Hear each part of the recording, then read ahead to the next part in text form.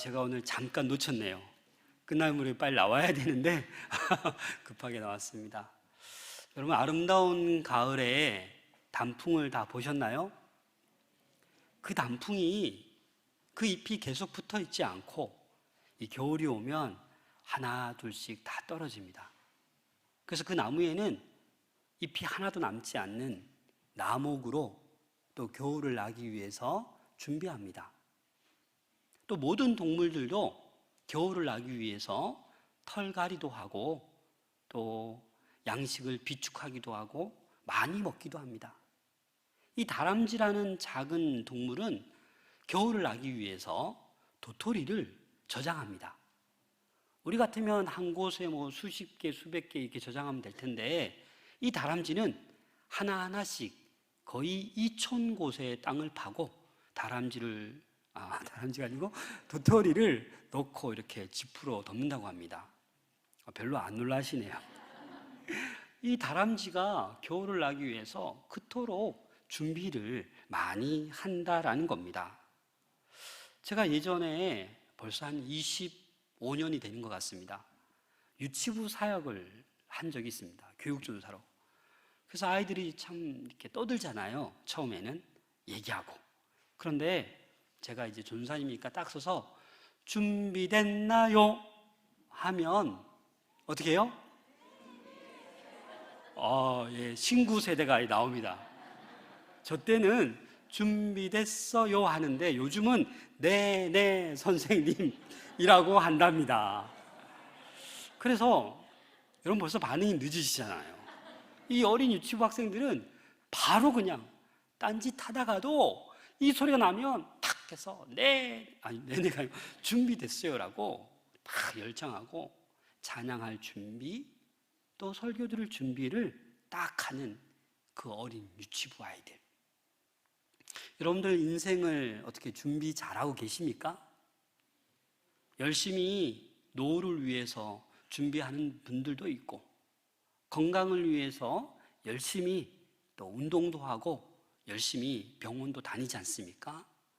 그러한 준비 말고 오늘 대림절 첫 번째 주일을 맞이해서 정말 우리가 준비해야 할 것이 있다라는 겁니다.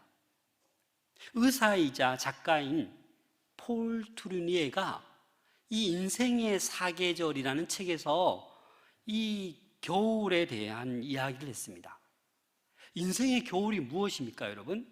이 폴 투르니에는 이 인생의 겨울이 바로 누구나 다 맞이할 수 있는 노년, 죽음이라는 거죠. 누구도 이걸 피해갈 수가 없습니다. 그런데 우리가 긍정적으로 표현한다면 이 인생의 겨울은 영원한 천국, 하나님 나라인 것입니다.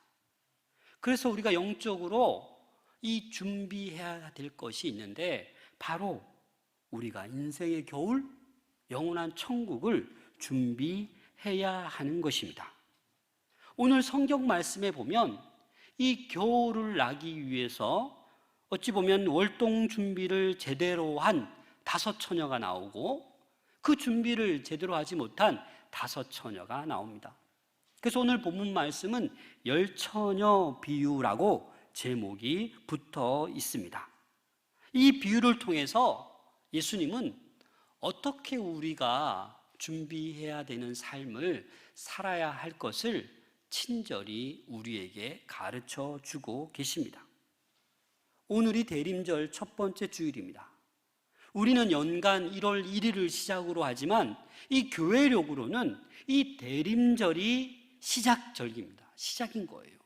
그래서 오늘부터 이 대림절이 시작되는데 우리가 어떻게 하는 겁니까? 이 대림절을 통해서 이미 오신 예수 그리스도, 다시 오실 예수 그리스도를 묵상하는 거예요. 이 어둠 가운데 빛으로 오신 예수 그리스도. 지금도 세상이 복잡하고 환란이 많고 힘들지만 다시 오실 재림 예수 그리스도를 기다리며 준비하는 것이 우리의 해야 될 준비인 것입니다. 그래서 우리 사도신경에도 보면 우리가 늘 이렇게 고백하지 않습니까? 살아있는 자와 죽은 자를 심판하러 오십니다 라고 고백하지 않습니까? 그렇습니다. 우리 주님께서는 다시 오십니다.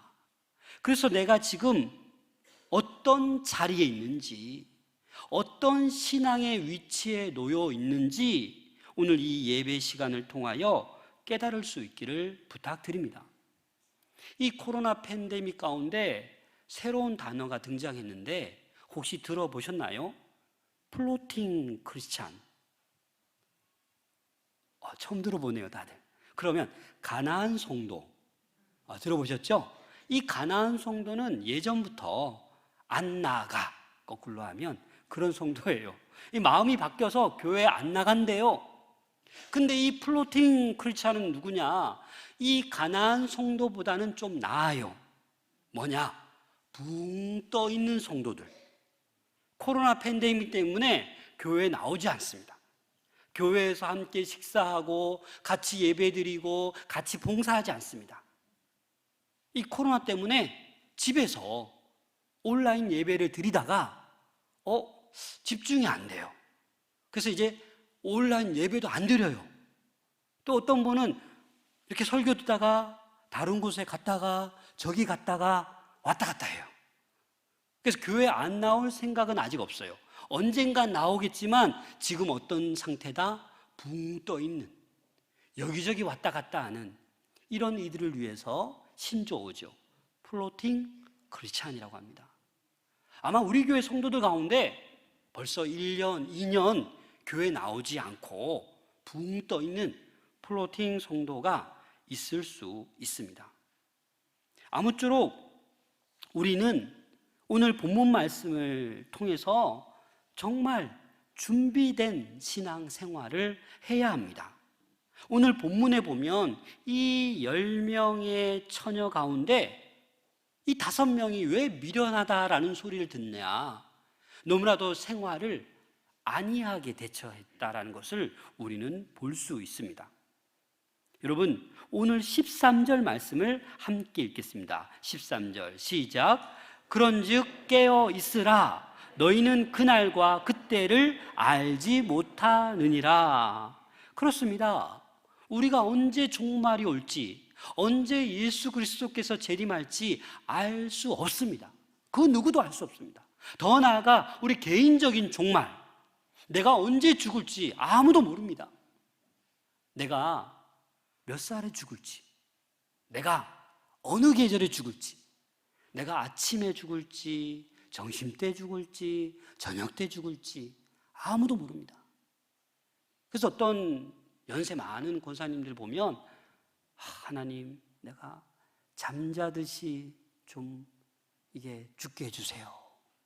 그런데 정말 주무셨는데 눈을 떴는데 천국인 거예요. 그런 분들 많아요, 여러분. 그래서 우리에게는 이 마지막 종말이 언제 올 줄 모르지만 그를 위해서 준비해야 되는 거예요. 내가 노안으로 죽을지, 내가 병으로 죽을지, 내가 돌연사 당할지, 호상을 입을지 아무도 모르는 거예요. 그러나 우리는 이 죽음의 시기를 우리는 다가옴을 깨닫고 정말 준비해야 할 것을 잘 준비하는 우리 모든 권속들 될 수 있기를 소망합니다. 그래서 주님께서는 깨어 있으라는 거예요. 그날과 그때를 아무도 알지 못하기 때문에 깨어 있으라는 거예요. 그리고 이 10처녀의 이 비유의 말씀을 통해서 우리에게 가르쳐 주는 거예요. 이 10처녀의 비유는 뭡니까? 그 유대인들이 혼인잔치를 해요. 근데 그 당시 혼인잔치의 풍속은 어떠냐? 일주일 내지 2주일 동안 혼인잔치를 합니다. 오래 하지요. 그리고 시간이 해가 진 이후에 신랑이 와서 신부 친구들이 들러리 가서 맞이해서 그 저녁부터 잔치가 시작되는 거예요. 자, 1절 말씀 함께 읽겠습니다. 시작. 그때의 천국은 마치 등을 들고 신랑을 맞으러 간 10처녀와 같다 하리니. 여기서 여러분, 신랑은 누구를 상징하는 겁니까? 네, 그렇죠. 예수님을 상징하는 거예요. 그럼 10처녀는 누구를 상징하는 겁니까? 네, 저와 여러분들이에요. 우리는 지금 다 열처녀가 오늘 되어서 이 본문에 함께 들어가 보는 거예요. 여러분 누구다? 열처녀다. 그런데 이제 막 구분이 되기 시작합니다. 이쪽 다섯인지 저쪽 다섯인지. 여러분 스스로를 잘 평가하셔야 돼요. 내 스스로 슬기로운 다섯 처녀에 속하는지 미련한 다섯 처녀에 속하는지 오늘 예배 마치고 돌아갈 때는 그걸 아셔야 돼요. 그래야 변화가 있습니다. 너무 자기를 의인화해서 좋은 쪽으로 몰고 가지 마세요.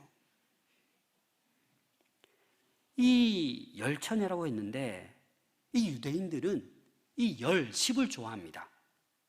그래서 이 10이 완전한 숫자요, 또 어찌 보면 이상적인 숫자로 보았어요. 그래서 회당에 모일 때도 10명이 돼야 회당에서 모임을 집회를 합니다. 10명이 안 되면 안 돼요. 그리고 그 유대인 그 탈무드에 보면 이 장례 행렬이나 결혼 행렬에 10명이 있어요. 10명이. 그래야 들러리로 나갈 수 있고 장례를 진행하는 거예요. 그래서 이 10이라는 이 숫자가 이렇게 중요하기 때문에 예수님도 혼인잔치를 비유로 들면서 들러리 몇 명이 나갔다? 10명의 열처녀라고 이야기하고 있는 거예요. 그리고 여기에 나오는 등은 무엇을 의미하느냐?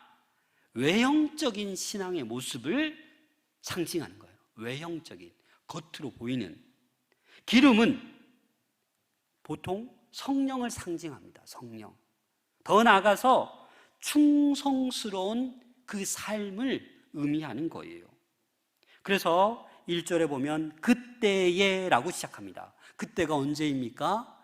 예수님께서 재림하실 그때, 종말의 때에 마치 등을 들고 신랑을 맞으러 나간 열처녀와 같은 것이 바로 천국이라고 얘기하고 있습니다.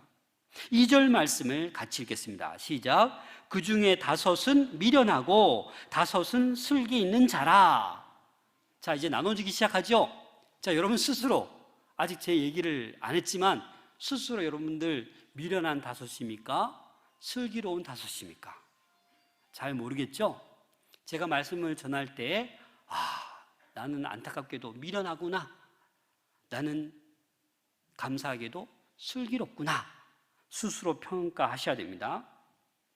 이 미련하다라는 것은 원어를 보니까 우둔하다, 얼빠지다, 이런 의미예요. 그럼 슬기 있다라는 것은 준비성이 있다, 지혜롭다, 분별력이 있다, 신실하다, 이런 의미예요. 여러분 일단 기본적으로 여러분 우둔하십니까? 얼빠져 지내십니까? 맨날 멍하니 살아갑니까?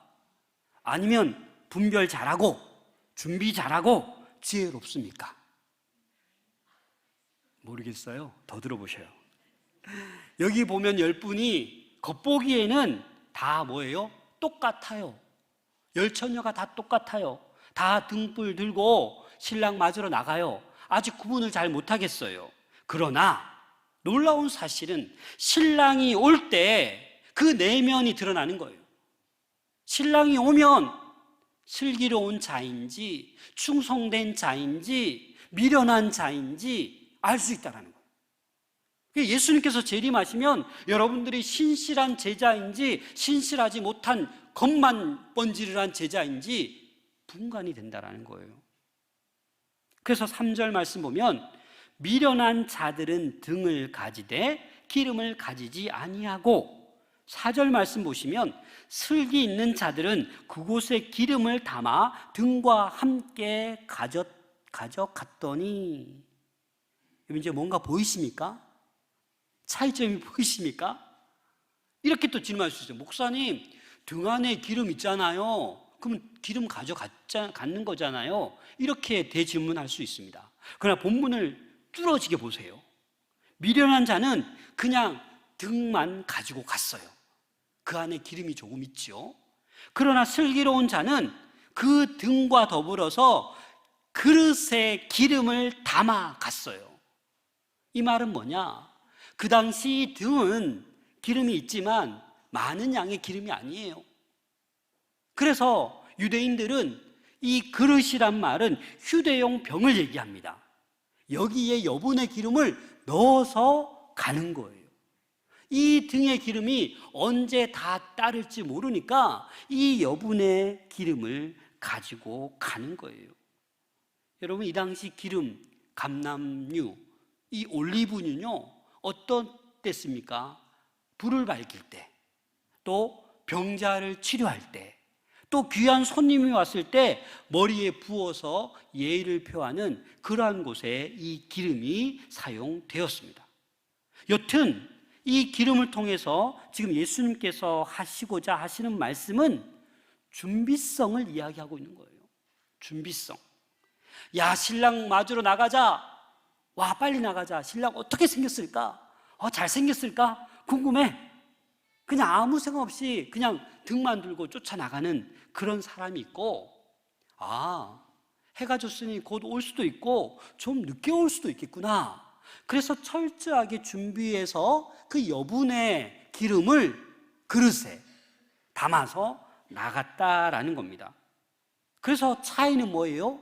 여분의 기름을 준비했느냐 안 했느냐에 따라서 미련함과 슬기로움의 차이가 있다라는 겁니다. 여러분, 지식이 많다고 슬기로운 게 아니에요. 경제력이 있다고, 힘이 세다고, 파워가 있다고 슬기로운 게 아니에요. 세상적인 관점이 아니에요.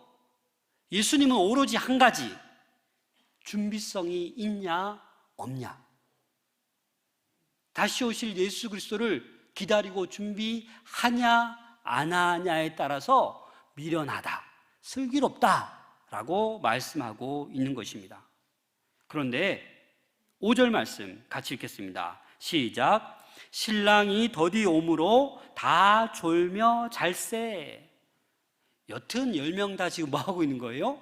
바로 안 오니까 너무 기다리다 지쳐서 졸기 시작하다가 더 나가서 다 그냥 자는 거예요. 여러분, 이걸 통해서 우리가 또 한 가지 알 수 있는 것은 왜 더디 오시는 걸까요? 왜 우리가 그토록 기다리는 우리 예수 그리스도가 빨리 당장 재림하시지 않고 지금 더디 오시는 걸까요? 베드로후서 3장 9절입니다. 같이 읽겠습니다. 시작. 주의 약속은 어떤 이에 더디다고 생각하는 것 같이 더딘 것이 아니라 오직 너희를 대하여 오래 참으사 아무도 멸망치 않고 다 회개하기에 이르기를 원하시느니라. 그렇습니다, 여러분.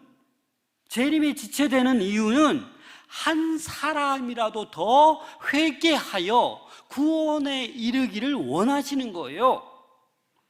만약에 지났지만 올 2022년 1월 1일 날 재림하셨으면 그 이후에 우리 교회에 오신 분들도 지금 많으신데 그분들은 어떻게 되는 거예요? 안 되는 거, 못 가는 거예요, 천국에. 그래서 한 영혼이라도 구원에 이르기를 원하셔서 지금 주님께서는 그 재림의 때를 조금씩 더디게 연장하고 계시는 거죠. 그래서 우리는 졸더라도 자더라도 준비된 상태에서 졸든지 자든지 해야 합니다. 이 열처녀의 공통점은 뭐예요? 똑같이 등을 가지고 있어요. 그렇죠? 그리고 똑같이 누구를 기다려요? 신랑을 기다려요. 예수님의 재림을 기다려요. 그리고 똑같이 졸고 똑같이 잤어요. 그러나 한 가지가 달라요. 그 한 가지가 뭐냐? 바로 여분의 기름을 준비했느냐 안 했느냐, 여기에 있는 것입니다.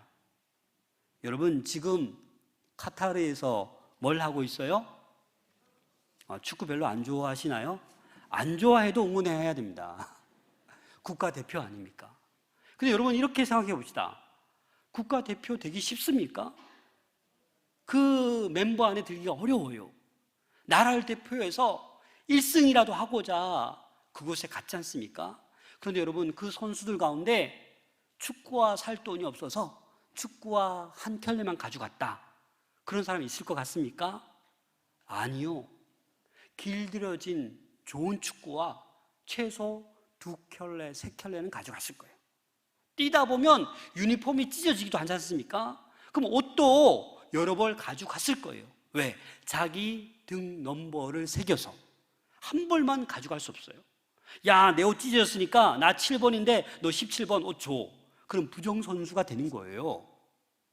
그래서 월드컵에 출전해서 1승하고 뭐 몇 강 안에 들려고 음식도 따로 먹고 물도 따로 하고 요리사로도 데리고 가고 많은 것을 철저히 준비해 가지 않습니까? 여러분, 손흥민이 지금 뭐 썼어요?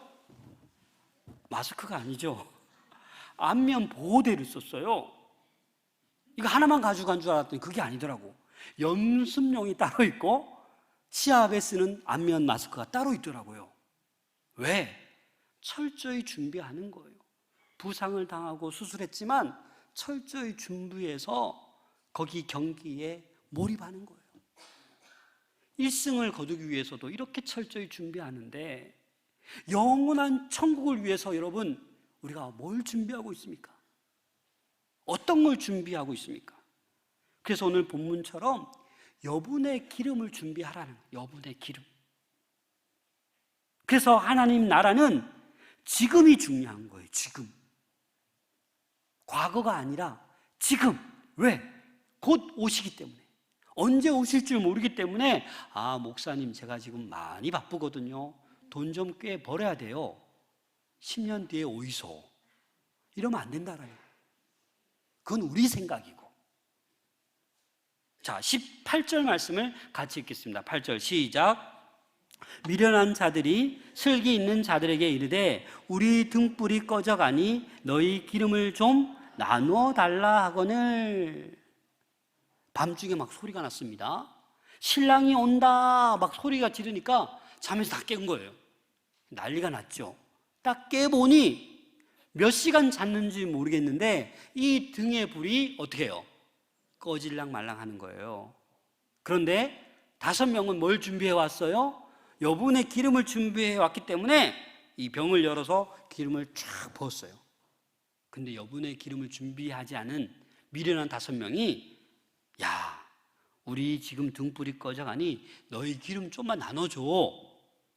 어찌 보면 인간적으로 도덕적으로 좀 나눠줄 수도 있는데 단호하게 어떻게 합니까? 안 돼. 나눠주면 둘 다 또 꺼질 수 있어. 안 돼. 그냥 가서 빨리 사와. 이렇게 얘기하는 거예요. 그래서 지금 깨어나자 문제가 발생한 거예요. 등불이 꺼져가고 있다. 그래서 유대인들은 어디를 가든지 여분의 기름을 그 통에 넣어서 가지고 다니는 것이 일반적이에요. 특별한 게 아니에요. 당연한 거예요. 그런데 준비성이 없는 이 미련한 5 처녀는 그냥 너무나도 안이하게 생각한 거예요. 되겠지. 금방 오겠지.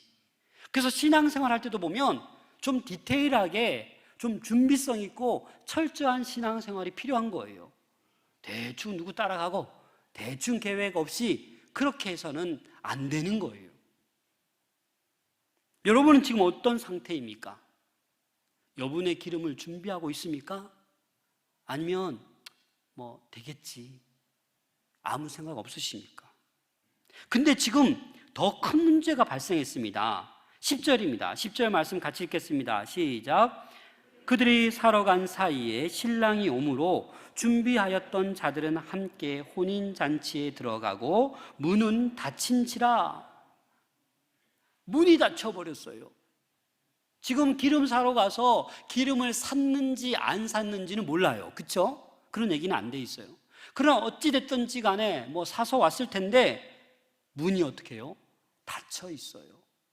그래서 이들이 어떻게 합니까? 11절 말씀에 보면 주여 주여 우리에게 열어주소서. 근데 안 열리는 거예요. 왜냐? 이 고대 근동의 일반적인 이 관습은 혼인잔치 때 이제 신랑이 이제 와버리면 문을 닫아버려요. 왜? 저녁에 한밤중에 오기 때문에 이 손님들의 안전을 위해서 도적이나 강도가 들어오거나 불량한 사람이 들어올까봐 문을 닫아버립니다. 열어주지 않는 거예요. 그런데 여러분, 이 다섯 처녀는 어떤 마음이 어떻겠습니까? 분주하게 기름 사왔는데 문은 안 열리고, 주여 주여 소리 높여도 문은 안 열리고, 그런데 더 큰 문제가 발생합니다. 주여 주여 하고 소리 지르자 대답을 하십니다. 12절 말씀입니다. 시작. 대답하여 이르되 진실로 너희에게 이르노니 내가 너희를 알지 못하노라 하였느니라. 얼마나 충격이겠습니까? 내가 신랑을 맞으러 그래도 등 들고 많은 시간을 이곳에서 기다리는데 내가 너를 알지 못한다.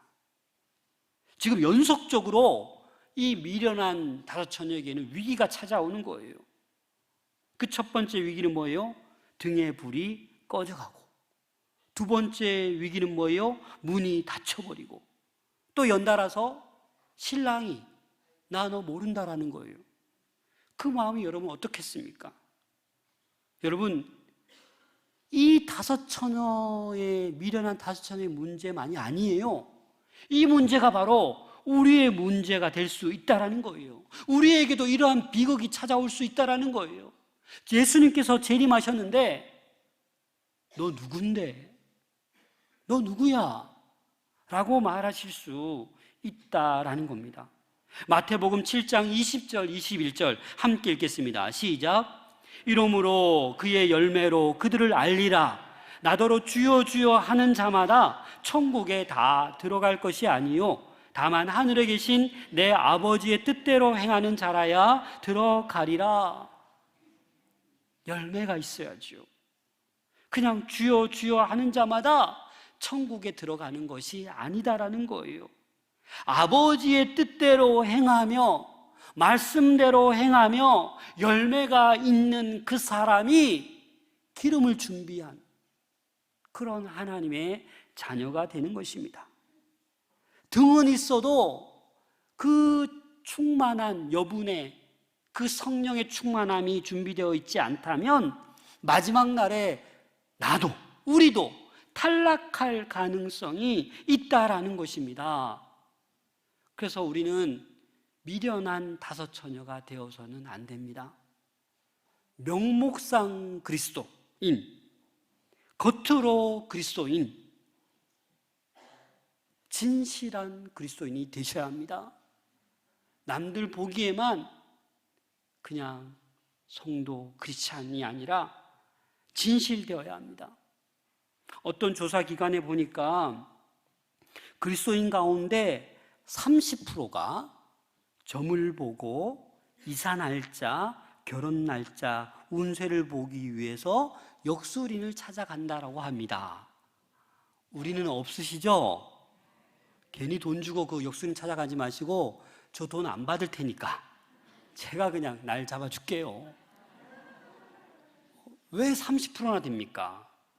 이런 분들이 주여 주여 하면서 예수 믿노라 하면서 뭔가 답답하고 뭔가 자꾸 쫓이면 점 보고 그러는 거예요. 그럼 이거 절대 안 됩니다. 신앙생활을 오래 한 게 중요한 게 아니에요. 나를 위해 신앙생활 오래 하면 뭐 합니까? 좀 남을 돌보아야지요. 좀 베푸셔야지요. 좀 용서 좀 하셔야지요.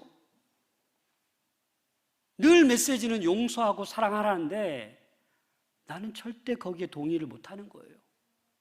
신앙생활 오래 하면 오래 할수록 더 미워하고 더 원수만 생기는 거예요. 그것은 명목상 그리스도인이 될 수 있다라는 겁니다. 여러분, 이제는 내려놓으세요. 물욕을 내려놓으세요. 명예욕을 내려놓으세요. 그만 좀 움켜잡으세요. 있어서 나누는 거 아닙니다, 여러분. 별로 없어도 작은 것 하나 나누는 기쁨이 여러분 얼마나 큰지 아십니까? 그냥 우리에게 주님께서 건강 주셨잖아요. 한 끼 먹을 수 있는 식량 주셨잖아요. 거기에 아무것도 아닌 것 같지만 말로, 행위로, 사랑으로, 미소로 얼마든지 우리는 할 수 있다는 거예요. 너무 과욕 부리면 안 돼요. 우리는 주님을 위해 살아가야 합니다. 그게 슬기로운 다섯 처녀예요. 그게 바로 충성된 삶을 살아가는 주님의 제자인 것입니다. 그래서 13절 말씀 다시 한번 읽어볼까요? 13절 시작. 그런즉 깨어 있으라. 너희는 그날과 그때를 알지 못하느니라. 그렇습니다, 여러분. 그래서 결국 우리는 어떻게 해야 돼요? 깨어 있어야 돼요. 깨어 있어야 돼요. 그래야 그날과 그때를 알지 못하지만 어느 때라도 오실 때 우리는 어떻게 해요? 기쁨으로 예수 그리스도를 맞이할 수 있는 거예요. 이 대림절 기간에 마라나타, 주 예수여 어서 오시옵소서. 정말 여러분이 간절하게 이렇게 부르짖을 수 있습니까? 어떤 사람은 주님 안 돼요. 지금 오시면 안 돼요. 큰일 나요. 지금 오시면 제가 아직 한탕 해야 된다니까요. 빨리 진급해야 된다니까요. 지금 오시면 안 돼요. 10년 뒤에 오이소. 이건 우리 생각이라는 거예요. 언제든지 예수 그리스도 재림주로 임하실 수 있도록, 언제든지 기쁨으로 맞이할 수 있도록 우리가 명목상이 아니라 정말 진실되게, 정말 언제 오실지라도 기쁨으로 맞이할 수 있는 우리 모두가 될 수 있기를 소망합니다. 신앙생활을 할수록 비판만 늘고 말로만 신앙생활해서는 안 됩니다. 그러면 바리새인과 다를 것이 없어요. 미련한 다섯 처녀와 똑같은 거예요. 머리로 신앙생활하는 거 아니에요.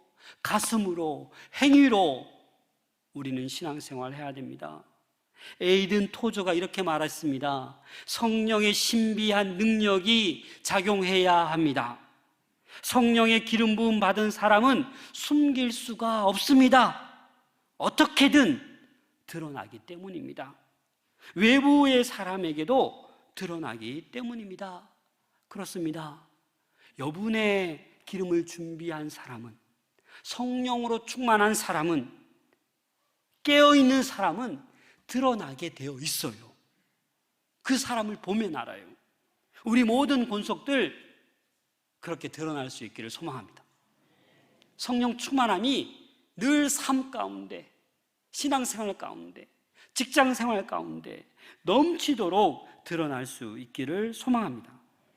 그러할 때 우리는 언제든지 기쁨으로 맞이할 준비가 된 것이고 천국 소망을 하며 살아갈 수 있는 것입니다.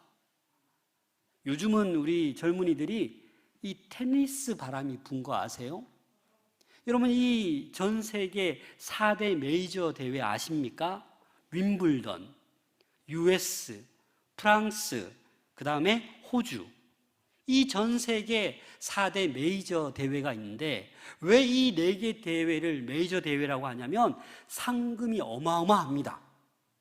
1등하면 2등해도 상금이 어마어마합니다. 그런데 이 윈블던, 이 테니스 대회 1년에 딱 2주 동안 하는데 이 2주를 위해서 그 경기장을 50주 동안 준비하는 거예요. 다른 사람 못 써요. 이 2주만을 위해서 50주 동안 잔디를 관리하는 거예요. 8mm 정도 될 수 있도록, 최적의 경기를 할 수 있도록 그 거의 1년을 준비한다는 거예요. 여러분, 좋은 대회 개최하기 위해서, 좋은 메이저 윈블던 테니스 대회 하기 위해서 그만큼 준비하는데 이런 상급보다도 이 천국의 상급, 영원한 천국을 준비하는 저희들이 정말 준비하는 둥 마는 둥 해서 되겠습니까? 이 대림절 기간을 보내면서 빛으로 오신 예수 그리스도, 다시 오실 예수 그리스도를 깊이 묵상하며 정말 이 성령의 충만함이 흘러넘치는 빛과 소금의 삶을 살아갈 수 있는 우리 모두가 될 수 있기를 부탁드립니다. 육적인 삶에 빠지지 맙시다.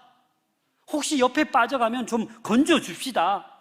영적으로 깨어서 성령 충만함으로 충성스러운 삶을 우리 모두가 살아갈 수 있도록 함께 나아갑시다. 그렇게 될 때 우리 마산 동부교회는 건강한 교회, 복된 교회, 능력의 교회가 될 줄로 믿습니다. 기도하겠습니다.